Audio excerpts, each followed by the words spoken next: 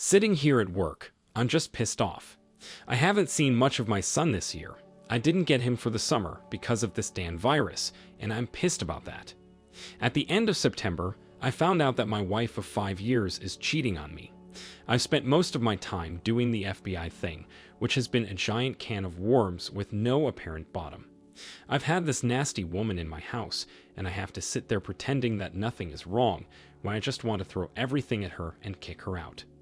My lawyer just keeps telling me, not yet. I haven't slept in my bed for almost 2 months. I'm going to burn that when she's gone. I've had no sex, which has caused her to accuse me of cheating. If she tries to hug or kiss me, I have to sit there and take it, even though it makes me want to vomit.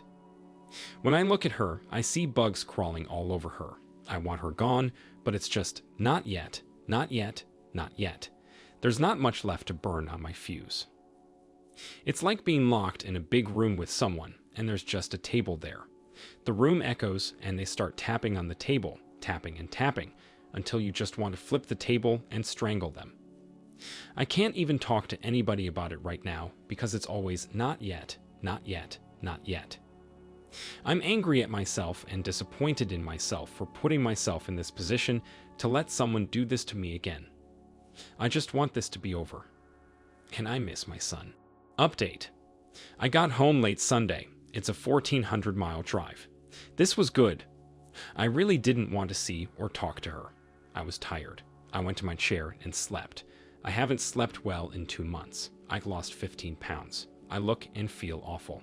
But it was the first 8 hours of sleep I had gotten in a while. Monday, my wife tried to initiate some intimacy. I just cannot get it up for this woman. My Johnson is up bright and early before me every morning, so this is nothing physical with me. It's just that for once, my dick is in total agreement with my mind and heart. This upset her, and we got into a pretty heated argument. I told her maybe it was something wrong with me. I'm 50 years old. This stuff happens. She started insinuating again that I'm cheating on her. She said that I'm not being a good husband.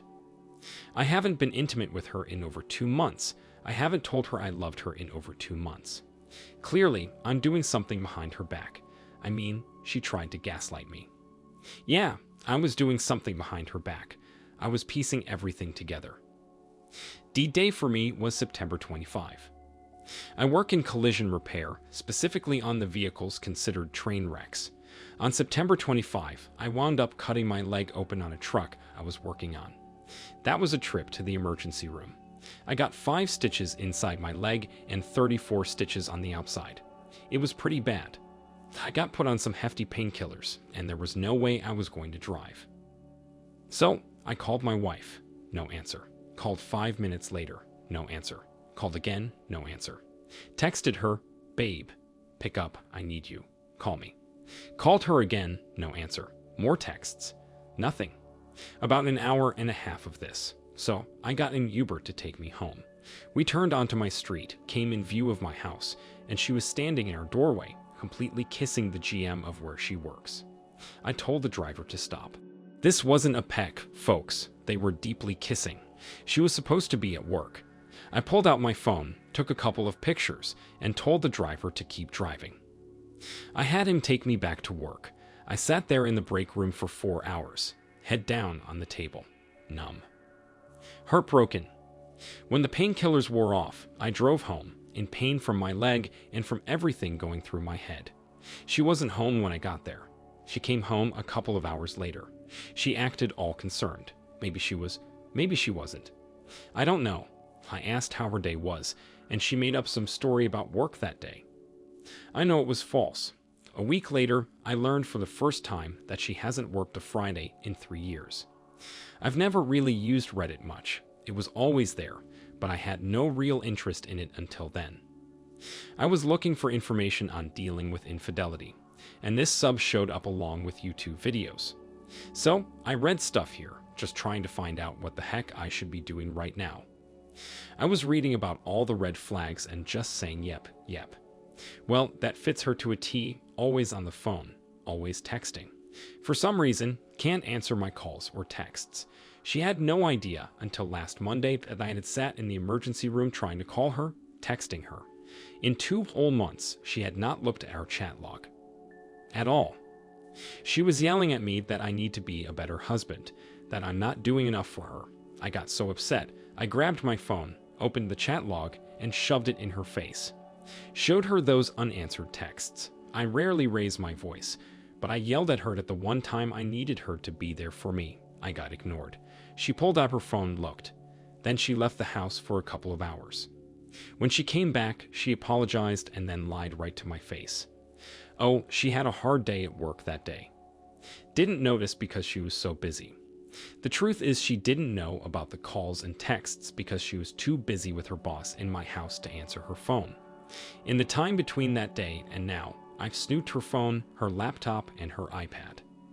I learned I could look at all her stuff from one of her old phones. I've installed cameras in the house. Update.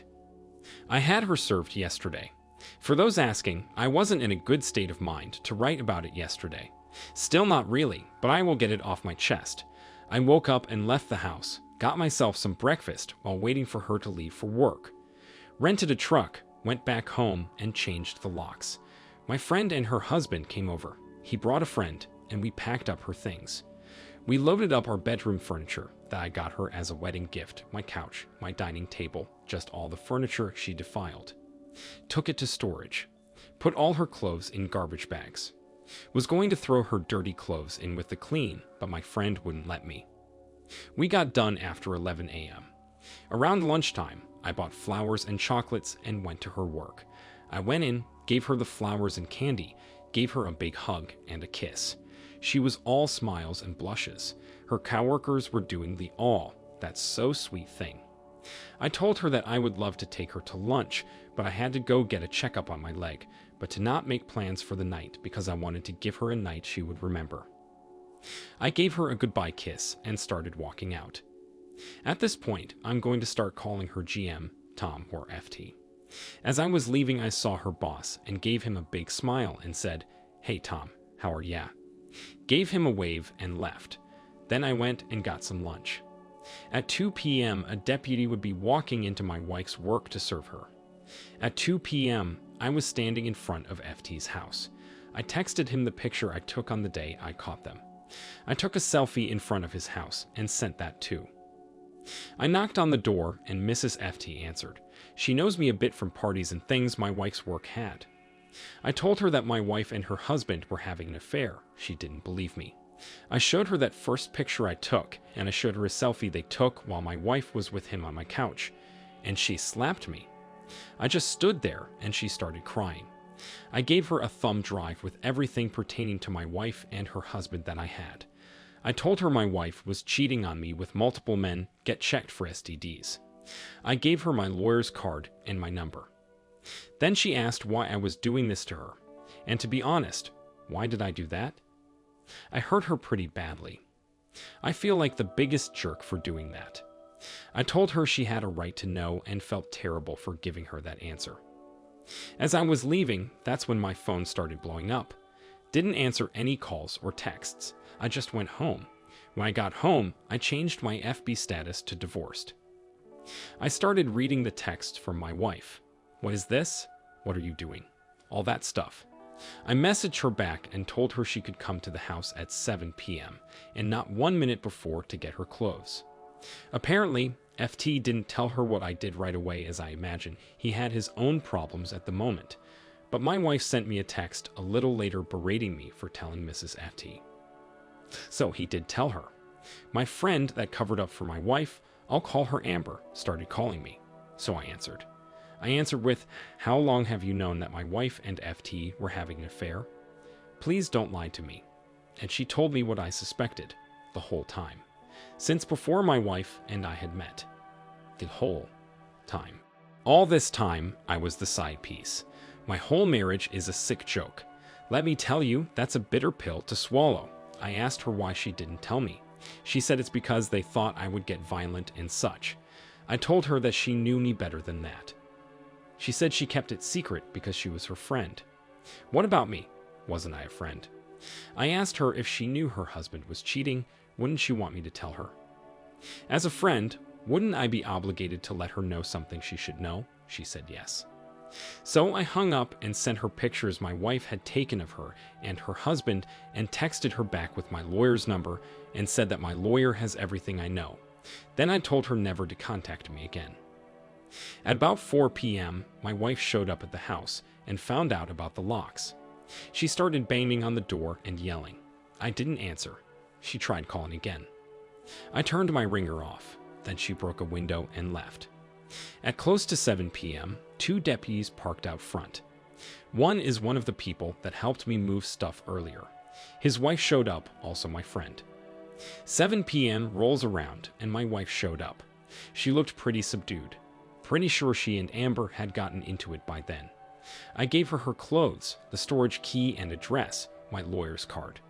Told her that all contact with me will be through her. My wife started with the I love you crap. We can work this out. She's sorry. She loves me. A mistake. She doesn't love them. It didn't mean anything. I just pointed at my lawyer's card. She said that it's her house too, and I can't kick her out. I told her it's my home, and that she literally made a mistake that cost her it. This is when she got really loud. All the I love yous turned into I hate yous and insults. The deputies turned on their lights and neighbors had come out to watch the drama. I remained fairly calm and had my hands at my side through this. She kept screaming at me. I think she might have been drinking. She started crying that she had nowhere to go, and when I told her that I don't care. Well, I learned something new about my wife. She can throw a right hook. Gave me a fat lip and a bloody nose. I didn't move. I just stood there and let her do it.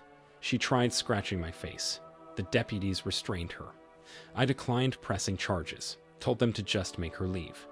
They filed an incident report so I could get a TRO. Actually, I'm glad she did that.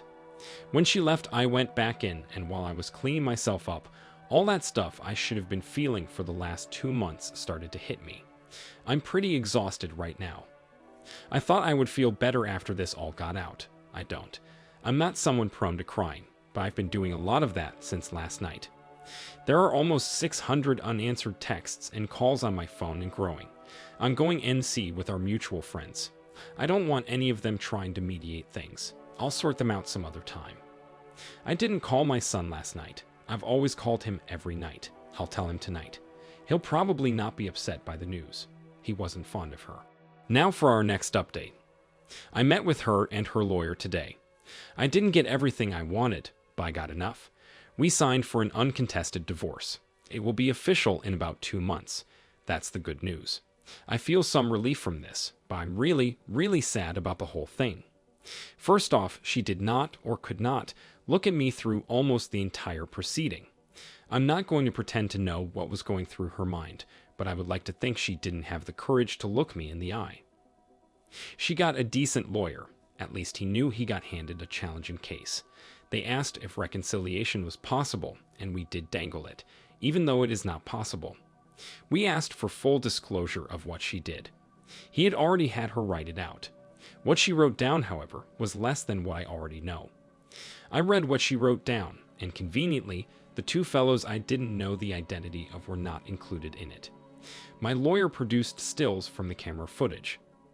Who's this, and who's this? Well, she wasn't very forthcoming with him either. They asked us to step out. We did. I didn't catch every word, but he didn't sound too pleased. When we came back in, I got a more truthful version. The 2 guys were online hookups and very recent. She'd been having an affair with FT for more or less the whole time I've known her. She said she broke it off with him sometime after I proposed and until about a year into our marriage. I think I believe her on that. I mean, I shouldn't believe anything she says, but I did ask if she was ever faithful during our marriage. She started with FP, my coworker, Amber's husband, on July 4th of 2019. We had a 4th BBQ, and she was intimate with him then, at my house. While I was there, she said she didn't love him, she just got off on it. During this year, she just got bolder and started hooking up with random guys from online sites. I'm pretty sure she probably had some parking lot hookups and such, but I didn't press on that. I asked the attorneys to give us the room for a bit because I wanted to ask her some private questions. They walked out. I asked her why. Not why she cheated, but why she married me. Why didn't she say no? She said she loved me. Great way of showing it. She wanted to be married. She wanted the security. I was good in bed. But she's loved FT for 10 years. He wasn't leaving his wife and her clock was ticking.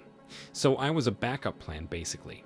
She said I made her happy, but she wanted what she wanted. For those asking, they have both been fired. Amber raised quite a commotion at work. I didn't need to make a fuss about anything.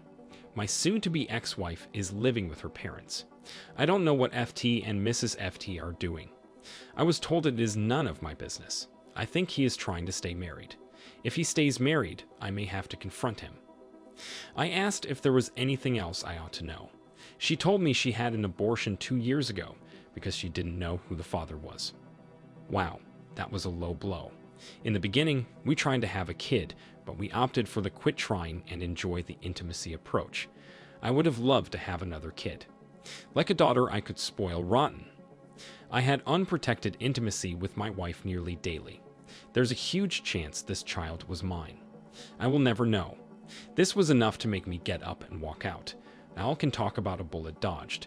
I'm just thinking she terminated my child. If anyone here has ever done any boxing, there's a point where the blows just keep coming, but you don't feel them. I mean, they're doing damage, but it doesn't hurt like the first few punches. It's just too much, and you get numb to them. This is where I am at. She could tell me she started the Chicago fire, and I would not be surprised. I called the lawyers back in. Told me to go to Plan B. Plan B is to take my demand for alimony off of the table. I want the divorce agreement uncontested and signed. This is the fastest way. I wanted to say condition 2 to reconcile was for her to undo all those other interactions. You know, something impossible, but there's no point in being clever here. I won't lie, the abortion has me rattled. I don't want a monthly reminder of this woman, even in the form of a paycheck. So at 5:43 p.m., she signed. In around 2 months, it will be official. I keep my house, my retirement funds, all my property, no alimony for either of us. She gets $73,000 from our savings, is not to contact me ever, and we are done. I do not care what happens to her now. I don't want to know what she'll do. I don't care. For her own good and anyone she meets in the future, I hope she sees a therapist.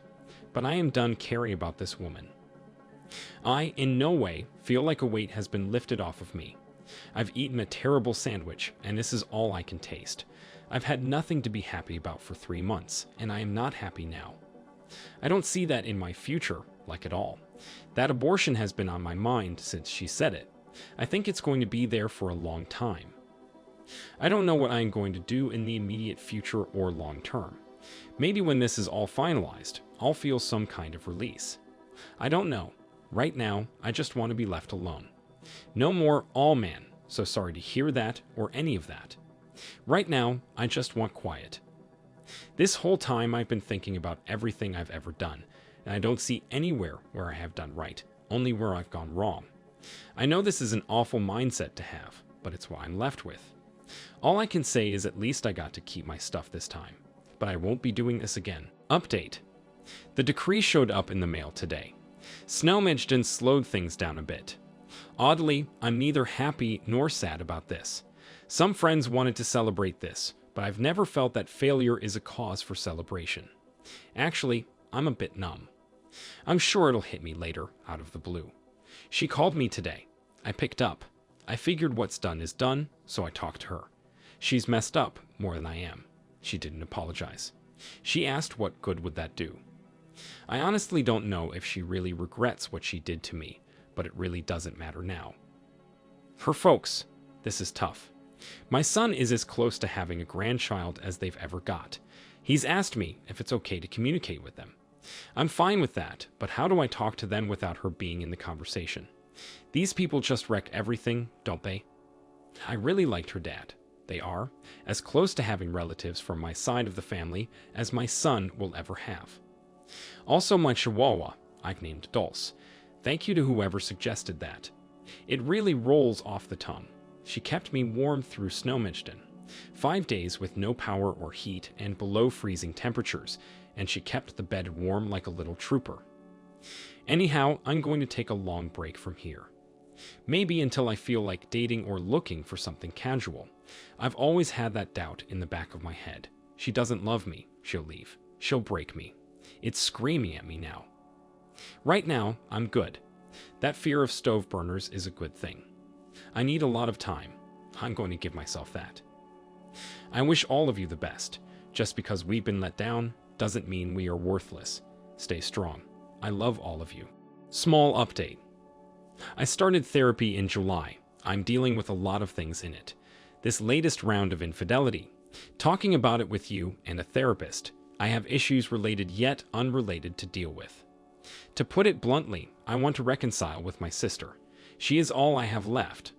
I honestly wonder if I have the courage to do it because I have held a grudge for so long. I want my son to know family members from my side who are actually related by blood, not just my friends that he calls uncle or aunt. This is something my first experience with infidelity has cost me. I want some things back. If she's willing to talk to me, then I'll talk with her. I'm pretty sure my cousin will facilitate this. I know I advocate for leaving everyone who won't back you, but it has been nearly 3 decades. My parents are dead. My brother is dead. There's just my sister left. My therapist is on board with this. I just need to work up the courage to extend the olive branch. I don't want to hold a grudge forever. I believe I was right to cut ties with them all, but I don't want this anymore.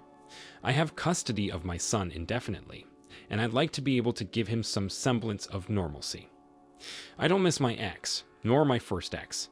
I do miss my sister. I have let my first wife dictate all of my relationships for far too long.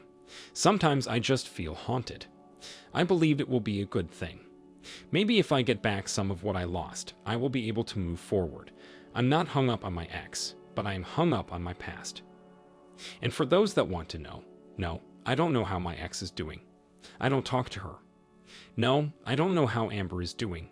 She's been completely removed from my life like the unpleasant memory that she is. I don't know how my ex's associates are doing. I have only one concern for all of those people, but it is the only concern I have, and I don't feel like parting with it. Final update. In 1 hour, it will be exactly 1 year since I served my ex with divorce papers. I woke up in a good mood, went for a run, made breakfast for my boy, and went to work. The day was going well, and I had no issues mentally. 10:30 a.m. rolls around, and I get called up to the office. There was a delivery of cookies for me from my ex, the same thing she'd do every year. I told the folks in the office they could have them.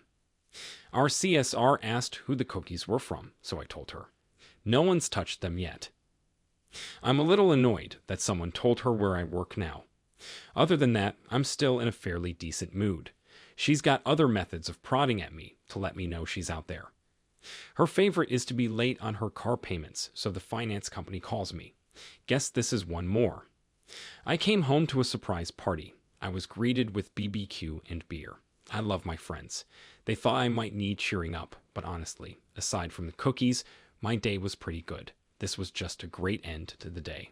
OP, it's so ironic that she sends you cookies on your anniversary, a year to the day after she was served. It's almost as if she thinks there was something to celebrate there. I doubt she has a motive other than to renew contact with you.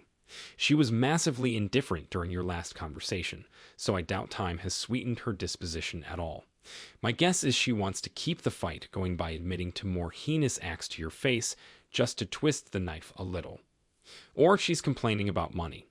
I'm glad you had them disposed of without giving it much thought. Your story serves as a prime example for many on how to deal with a cheating spouse. Thank you for sharing this marvelous story with us.